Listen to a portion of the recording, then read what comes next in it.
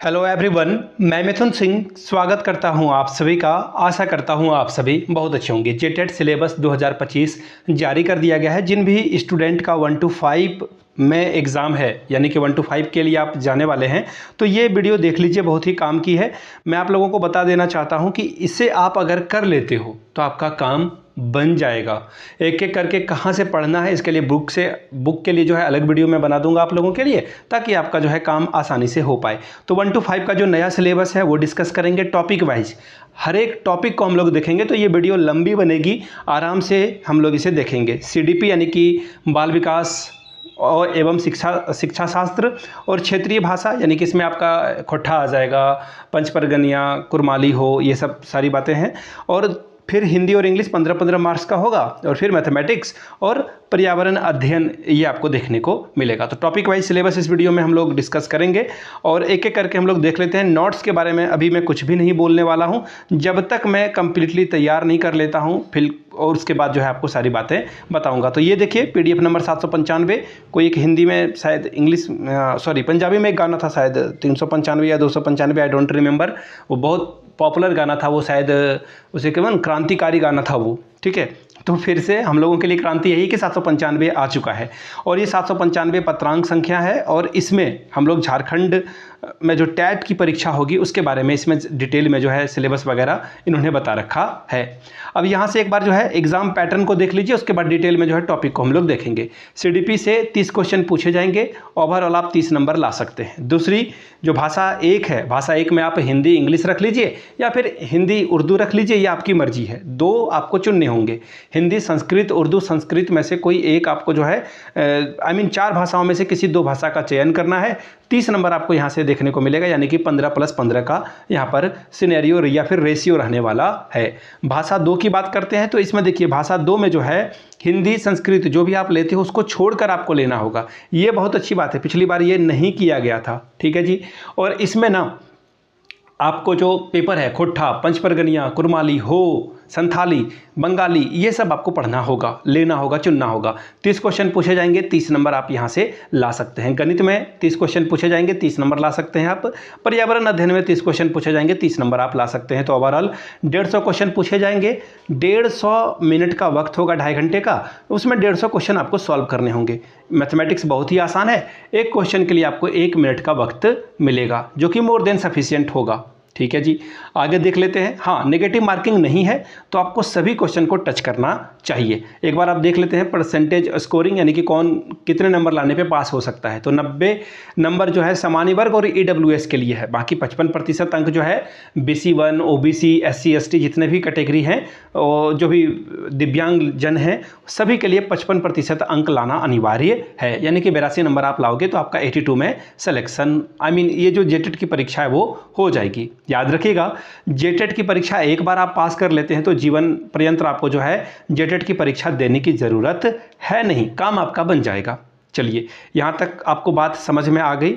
यहाँ से देख लीजिए, स्पष्ट इन्होंने लिख रखा है, ये बात 2016 में भी लिखी गई थी कि इस जो ये शिक्षक पात्रता परीक्षा, झारखंड शिक्षक पात्रता परीक्षा, इसे पास कर लेने से आपका नियुक्ति का दावा यह अधिकार मान्य नहीं होगा। यह मात्र एक पात्रता परीक्षा है, आपसे चेक किया जाएगा कि आपके अंदर जो है एबिलिटी है भी अथवा नहीं, ठीक है जी। इतनी बात तो आपको समझ में आ गई होगी।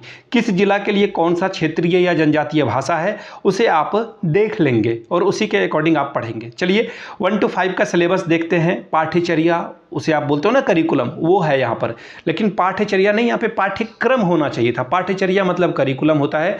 कोई मुझे जो है करेक्ट कर देगा हिंदी, नीचे कमेंट सेक्शन में, ठीक है। सिलेबस का मतलब होता है पाठ्यक्रम।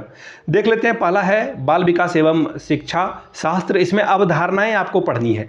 विकास की अवधारणा क्या है, अधिगम से इसका क्या संबंध है। देखिए, अधिगम से संबंधित जितने भी थ्योरीज हैं सभी थ्योरी को पढ़ना होगा आपको। फिर है बाल विकास के सिद्धांत और अवस्थाएं, 6 से 11 साल के बच्चे में क्या क्या परिवर्तन होता है, सिर्फ उन्हीं के बारे में पढ़ें। बाल केंद्रित शिक्षा NCF में भी इसकी बात की गई है, इसके बारे में आपको पढ़ना है। सृजनात्मकता यानी कि क्रिएटिविटी की बात की जा रही है, ये आपको पढ़ना है। व्यक्तिगत विभिन्नताएं यानी कि इंडिविजुअल डिफरेंस, किस साइंटिस्ट ने कौन सी बात कही है, कितने कैटेगरी में बांटा है, इसे आपको पढ़ लेना होगा। सतत एवं व्यापक मूल्यांकन CCE की बात की जा रही है। ठीक है, ये मैंने एमएड में भी पढ़ रखा है, बीएड में भी पढ़ रखा है, यहाँ पर भी सिलेबस में से दे दिया गया है। विशेष आवश्यकता वाले बच्चों की शिक्षा यानी कि स्पेशल एजुकेशन की बात की जा रही है। जो बच्चे थोड़े उनको देखने में दिक्कत है, सुनने में दिक्कत है, समझने में दिक्कत है, स्लो लर्नर है, उनको आप कैसे पढ़ाएंगे उसके बारे में यहाँ पर चर्चा की गई है सिलेबस में। आगे देखिए, अधिगम एवं शिक्षा शास्त्र, बच्चे कैसे सोचते हैं और सीखते हैं, इसके बारे में सवाल पूछा जाएगा। शिक्षण अधिगम की मूल प्रक्रियाएं क्या है उसके बारे में आपको पढ़ना है। अभिप्रेरणा और सीखना यानी कि मोटिवेशन आपको मिलेगा और कैसे आप सीखोगे इसके बारे में आपको पढ़ना है। अब बात करते हैं लैंग्वेज की, तो लैंग्वेज में हिंदी वाला मैं आपको समझा देता हूँ। हिंदी में आपसे जो है पैसेज या फिर पठित उद्धरण यानी कि गद्यांश पूछा जाएगा। इसमें गद्यांश और पद्यांश दोनों होंगे, दोनों को दे दिया जाएगा और उससे ग्रामर के भी कुछ क्वेश्चन पूछ लिए जाएंगे और उसी में आपको जो है कुछ पैसेज होगा। एक राजा रहता था, जंगल गया वो शेर का शिकार किया, तो वो नीचे जो है वो क्वेश्चन पूछ लेगा कि राजा जो है जंगल में किसका शिकार करने के लिए गया था। ये तो मैंने सिर्फ आपको आसान भाषा में समझाया है, क्वेश्चन थोड़ा डिफिकल्ट ही होता है। व्याकरण में देखिए, संज्ञा, सर्वनाम, विशेषण, लिंग, वचन, कारक, काल, पर्यायवाची, मुहावरे और लोकोक्तियों को पढ़ना होगा। अब आगे देखिए, शिक्षा शास्त्रीय आयाम, जिसमें कि भाषा शिक्षण के सिद्धांत और विधियां कैसे पढ़ाओगे वो पूछा जाएगा। भाषा कौशल के बारे में पूछा जाएगा। संप्रेषण कौशल का विकास क्या होता है, यहाँ से सवाल आ जाएगा, यानी कम्युनिकेशन स्किल के बारे में बात की जा रही है। भाषा शिक्षण में जो उत्पन्न कठिनाई है, विसंगति है, उसको कैसे आप सॉल्व करोगे, सॉल्यूशन कैसे करोगे, वहाँ से सवाल बनेगा। शिक्षण उपादान क्या है इसके बारे में, उपचारात्मक शिक्षण क्या होता है इसके बारे में आपको पढ़ना है। अब आगे देखिए, ये हिंदी वाला हो गया। अब गणित की बात कर लेते हैं, तो गणित में सामान्य गणित, ज्यामिति जिसमें कि शेप और साइज की बात की जाएगी, वो आपको पढ़ना होगा। ठीक है, क्लास 8 के बुक को पढ़ लीजिएगा अच्छे से। ठीक है, ये वहाँ पे जो इस पेपर को, ज्यामिति को समझने के लिए क्लास 8 और 7 के बुक को पढ़िएगा आप लोग। बाकी संख्याएं हैं, जैसे कि संख्याएं और संक्रियाएं, बाकी मैं आपको बता देता हूं, आप ना डीएवी के बुक को पढ़ लें। डीएवी का क्लास 1 से लेकर के 8 तक के बुक को पढ़ लोगे, बहुत ही फायदेमंद रहेगा। या फिर 9-10 में भी आपको जो है बहुत सारा मेंसुरेशन वगैरह देखने को मिलेगा, वो आप पढ़ लीजिएगा। मेंसुरेशन से सवाल जो है 9-10 के बुक से आएगा, RS अग्रवाल से आप पढ़ लीजिएगा। बाकी मैं आपको जो है छोटे छोटे पार्ट में PDF भी अवेलेबल कराऊंगा, एक अलग से चैनल बना के। कॉपीराइट वगैरह का जो है मामला आ जाता है तो पूरा चैनल ही डिलीट हो जाता है, तो हम लोग उस पर काम करेंगे और आपको बुक वगैरह भी प्रोवाइड कर देंगे फ्री ऑफ कॉस्ट। आपको देखिए, संख्याओं के बारे में पढ़ना है, स्थानीय मान क्या होते हैं। इसके अलावा हिंदी में नहीं, मैं इंग्लिश में बोल देता हूं ताकि आप समझ पाओ। फेस वैल्यू और प्लेस वैल्यू में डिफरेंस पूछ लिया जाएगा।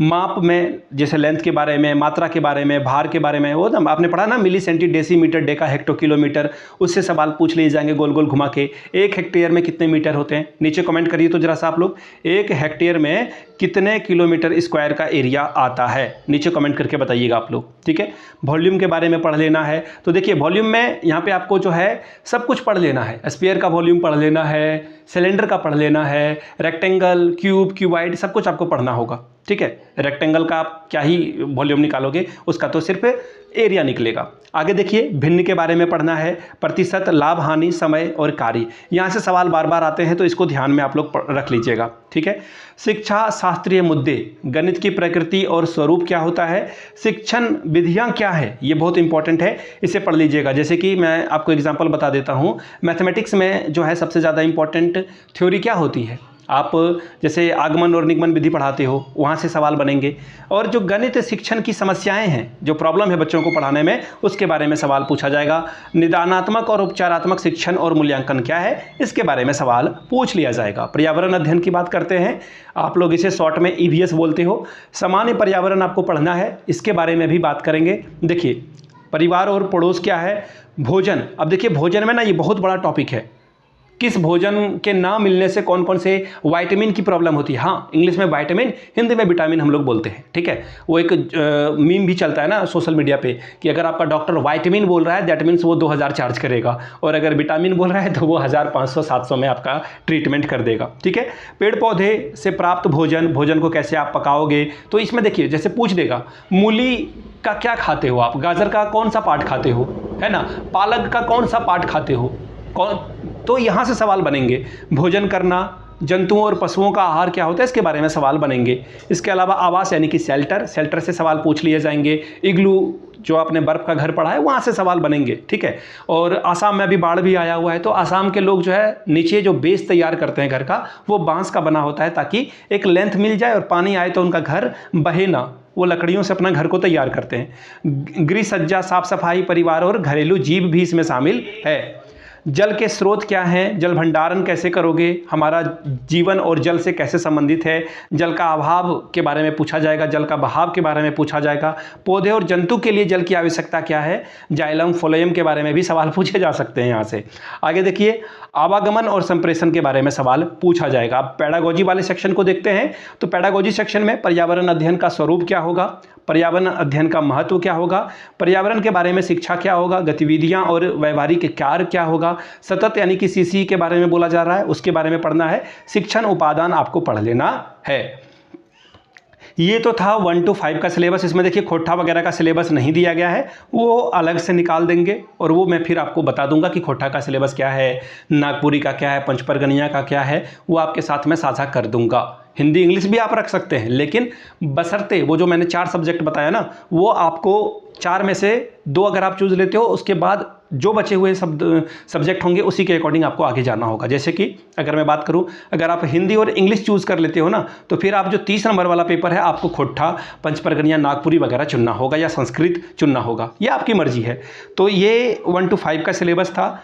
आपको इसी तरह से 6 to 8 का भी सिलेबस मिलेगा। वीडियो आपने यहाँ तक देखी, पसंद आया मेरा काम, तो एक बार नीचे कमेंट सेक्शन में जो है जय हिंद जरूर लिखिएगा, ताकि मुझे आइडिया लग सके कि वीडियो किन किन लोगों ने पूरी देखी और इसे पसंद किया है।